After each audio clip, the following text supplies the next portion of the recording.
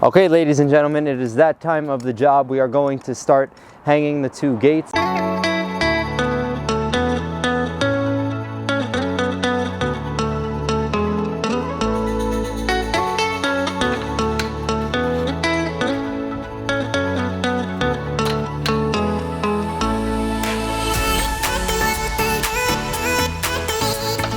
Your first step is to put the hinges on the gate. Freddie marked where we're gonna put these. You're gonna line it up just like this. You want the bottom of the hinge to be lined up with the top of the bottom rail. On this side, it's gonna be the opposite. You're gonna have the top of the hinge lined up with the bottom of the top rail.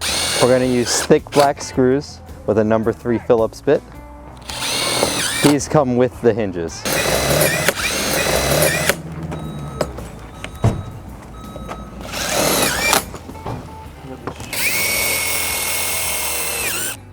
All right, now we're gonna put the striker rod for the latch. Typically what we'll do is we'll measure 10 inches down from the top of the post. So we put the striker rod pretty high up on the gate, only 10 inches from the top. This is for a couple of reasons. One, you want the latch to be pretty high up so that way little kids can't open the gate and access if there's, let's say, a swimming pool in the backyard. In this case, there isn't, but you don't want small kids to be able to access the latch easily.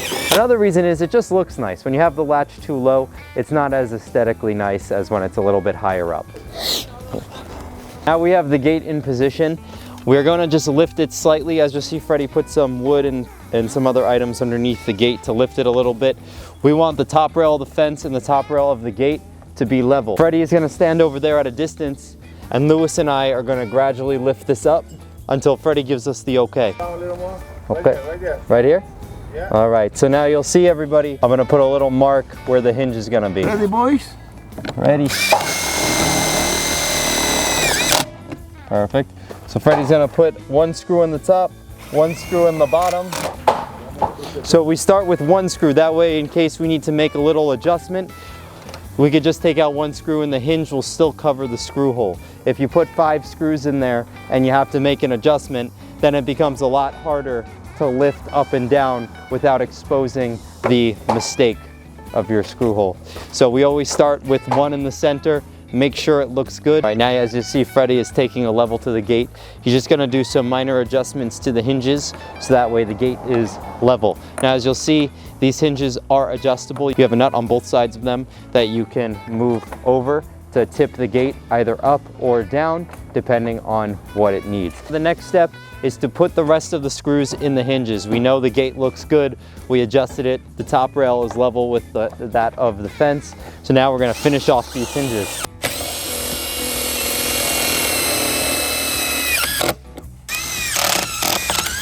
Now we have 2 more screws on the inside for each hinge.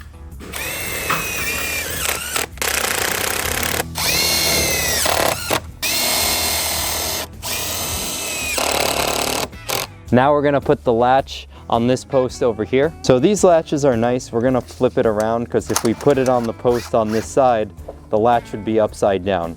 We want it to be obviously right side up. So you just take these 2 little screws out, you unhook the spring, and you simply flip it around. When you're opening up a gate, ladies and gentlemen, you wanna flick up to open it. You don't wanna flick down to open it.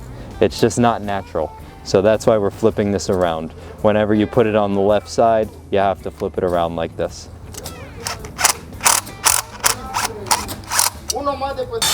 All right, now he puts the latch through the striker bar, and that's just gonna hold it on in place, and we're gonna put the screws into the holes there.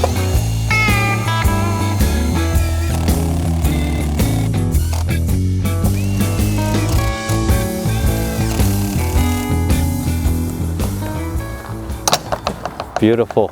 Look how smoothly this opens and closes. The final step in hanging this gate is to put on the gate stop handle. I really like the gate stop handle for 2 reasons. One, it gives you a nice handle to pull when you're opening the gate, but it also acts as a gate stop. That way, if anyone slams the gate shut, this handle here will absorb some of that shock. So he just places the handle right there on the gate, and you can see how one side hooks up to the gate. Now this handle you could put in a variety of places depending on the customer's preference, but general rule is about 7 inches or so down from the latch there, like about a half a foot down, will give you the most aesthetic looking spot to put it. But some customers like it a little bit lower, and you could adjust that based on preference.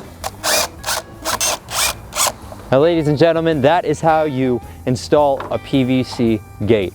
Now, one more thing I want to talk about in regards to the gate is the hardware. At Natural Beauty Fence, we always use modern fence technologies, stainless steel hardware. It's 100% American made, really high quality hinges, latches, and handles, as you saw here. I love the hinges because they're super adjustable. They also make self-close hinges with a spring in them. That'll make the gate close automatically.